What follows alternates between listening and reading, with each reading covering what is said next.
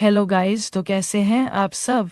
Welcome है आपका मेरे यूट्यूब चैनल पर। उम्मीद करता हूँ आप सब बढ़िया होंगे। वीडियो शुरू करने से पहले प्लीज़ इस वीडियो को लाइक और शेयर ज़रूर कर दें, और अगर आप चैनल पर नए हैं तो सब्सक्राइब करना बिल्कुल मत भूलना। तो दोस्तों, आज हम देखने वाले हैं इस एनीमे का एक बहुत ही ज़बरदस्त एपिसोड की शुरुआत में हिबिकी, क्लाउड और लिलियन पैसों की कमी के बारे में बात कर रहे होते हैं। उनके पास अब ज़्यादा पैसे नहीं बचे थे और उन्हें कुछ काम करना था। क्लाउड कहता है कि उन्हें गिल्ड से कुछ मिशन लेने होंगे ताकि वह पैसे कमा सकें। क्लाउड बताता है कि वह अभी शुरुआत कर रहे हैं तो उन्हें रैंक एफ से शुरू करना होगा। इस बात पर हिबिकी थोड़ा हैरान हो जाता है क्योंकि उसे लगा था वह मजबूत हो गए हैं। गिल्ड में पहुंचने पर रिसेप्शनिस्ट उन्हें एक साथ बहुत सारे मिशन पकड़ा देती है। हिबिकी इतने सारे कागज देखकर घबरा जाता है और पूछता है कि यह सब क्या है। क्लाउड उसे समझाता है कि रैंक एफ के मिशन से बहुत कम पैसे मिलते हैं, इसलिए उन्हें एक साथ कई सारे मिशन पूरे करने होंगे, तभी कुछ फायदा होगा।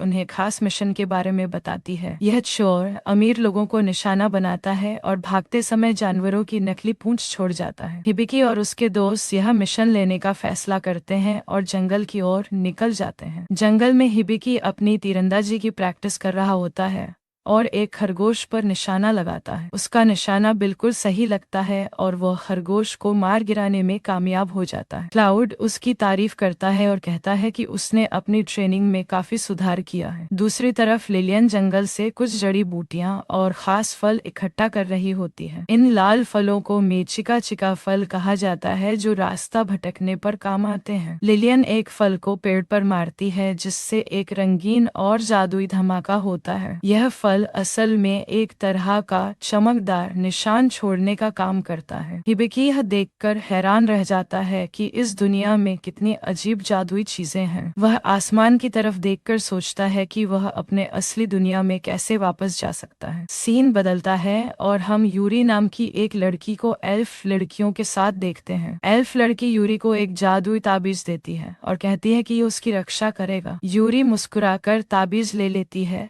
लेकिन उसके मन में कुछ और ही चल रहा होता है। इसके बाद हिबिकी और उसके दोस्त मिशन पूरा करके वापस अपने शहर आ जाते हैं। उन्होंने काफी पैसे कमा लिए थे, इसलिए हिबिकी सोचता है कि आज कुछ अच्छा खाया जाए। वह गिल्ड में जाकर रिसेप्शनिस्ट को पैसों की थैलियां दिखाता है तो वह हैरान रह जाती है। तभी वहां पर बाज नाम का एक हट्टा कट्टा एडवेंचरर आ जाता है। बाज हिबिकी का पुराना दोस्त है और वह उसे देखकर बहुत खुश होता है। बाज हिबिकी को देखता है और कहता है कि उसके शरीर में तो बिल्कुल भी ताकत नहीं है। वह हिबिकी को ट्रेनिंग देने की बात करता है, जिससे क्लाउड को बहुत गुस्सा आ जाता है। क्लाउड कहता है कि वह हिबिकी का नाइट है और सिर्फ वह ही उसे ट्रेनिंग दे सकता है। इस बात पर दोनों के बीच बहस शुरू हो जाती है और वह लड़ने के लिए तैयार हो जाते हैं। बाज अपनी तलवार निकाल लेता है और क्लाउड भी अपने भाले के साथ हमला कर देता है। हिबिकी यह सब देखकर घबरा जाता है और सोचता है कि इन दोनों को कैसे रोका जाए। बाज बहुत ही ज्यादा ताकतवर है और क्लाउड उसके सामने बिल्कुल भी टिक नहीं पा रहा था। हिबिकी अपनी शक्ति का इस्तेमाल करके बाज के असली स्टेट्स चेक करता है। वह यह देखकर हैरान रह जाता है कि बाज 75 लेवल का एक पावरफुल पैलाडिन है। क्लाउड बाज को हराने की पूरी कोशिश करता है, लेकिन बाज की रफ्तार बहुत तेज है। तभी गिल्ड की रिसेप्शनिस्ट बाहर आती है और एक अमीर औरत चिल्लाती हुई आती है कि चोरी हो गई। हिबिकी अपना बैग चेक करता है और पाता है कि उसके पैसे भी वहां से गायब हो गए हैं। हिबिकी को समझ नहीं आता कि इतनी भीड़ में उनके पैसे किसने और कैसे चुरा लिए। रिसेप्शनिस्ट बताती है कि यह उसी चोर का काम है जिसके बारे में उसने सुबह बताया था। वह चोर अपनी जादुई पूंछ से लोगों का ध्यान भटकाकर बहुत चालाकी से चोरी करती है। हिबिकी उस चोर को पकड़ने के लिए एक बहुत ही अजीब और मजेदार प्लान बनाता है। वह एक अमीर लड़की के कपड़े पहन लेता है और अपने चेहरे पर मेकअप भी कर लेता है। उनका प्लान था कि वह कैफे में बैठकर जानबूझकर अपना पर्स मेज पर छोड़ देंगे। हिबिकी एक बहुत ही महंगा पैनकेक ऑर्डर करता है ताकि चोर को लगे कि वह बहुत अमीर है, और जैसा जैसा उन्होंने सोचा था कैफे में बिल्कुल वैसा ही होता है। वह चोर लड़की का रूप लेकर आती है और पलक झपकते ही पर्स चुराकर भाग जाती है। लेकिन हिबिकी ने अपने असली पर्स पर नेचिका चिका फल का जादुई रंग लगा दिया था। अब वह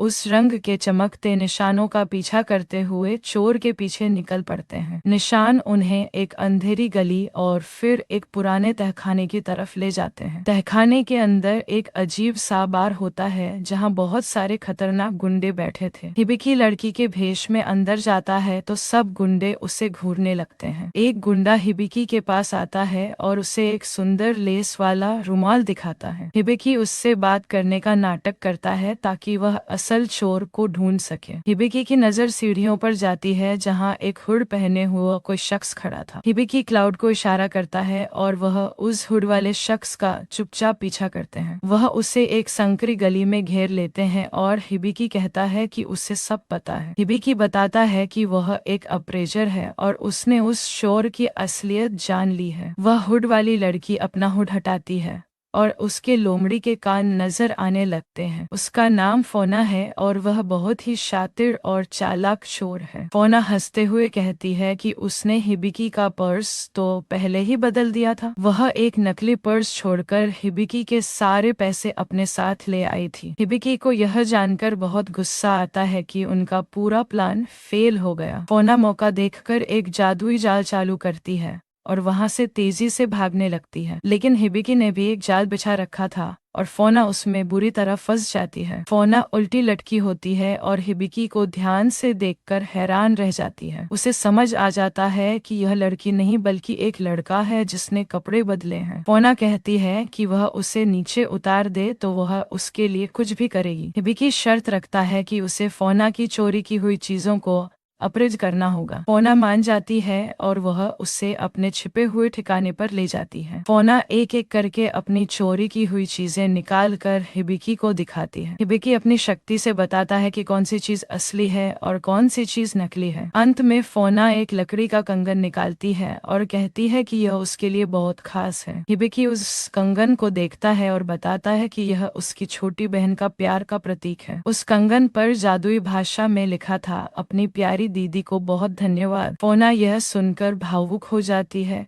क्योंकि उसे पढ़ना नहीं आता था। वह बताती है कि उसकी छोटी बहन अपने देश में हुआ एक भयानक युद्ध में मारी गई थी। फोना हिबिकी को समझाती है कि अगर वह अपने घर से दूर है तो उसे वापस लौट जाना चाहिए, क्योंकि एक बार जो इंसान घर से दूर हो जाता है वह कभी वापस नहीं लौट पाता। फोना हिबिकी को उसके पैसे वापस दे देती है और वहां से जाने के लिए मुड़ती है। फोना हंसते हुए कहती है कि उसे हिबिकी लड़की के कपड़ों में बहुत अच्छा लगा। जाने से पहले वह हिबिकी के गाल पर एक प्यारा सा किस करती है। हिबिकी शर्म से लाल हो जाता है और वहां खड़ा उसे जाते हुए देखता रहता है। रात के समय हिबिकी और उसके दोस्त अपनी सराय में आराम कर रहे होते हैं। बाल्स उन्हें बताता है कि कॉर्पस किलर्स नाम की एक नई पावरफुल पार्टी आई है। यह पार्टी मरे हुए राक्षसों को मारने के लिए मशहूर है और बहुत तेजी से आगे बढ़ रही है। बाल्स कहता है कि शायद वो पार्टी कभी इस देश में भी अपना मिशन करने आ सकती है। हिबिकी सोच में पड़ जाता है और कहता है कि उसे पूरी दुनिया की यात्रा करनी है। वह 3 दुनियाओं के उन महान ऋषियों से मिलना चाहता है जो 500 साल से जिंदा हैं। हिबिकी को लगता है कि शायद वह ऋषि उसे उसकी असली दुनिया में वापस भेज सकते हैं। लिलियन यह सुनकर थोड़ी उदास हो जाती है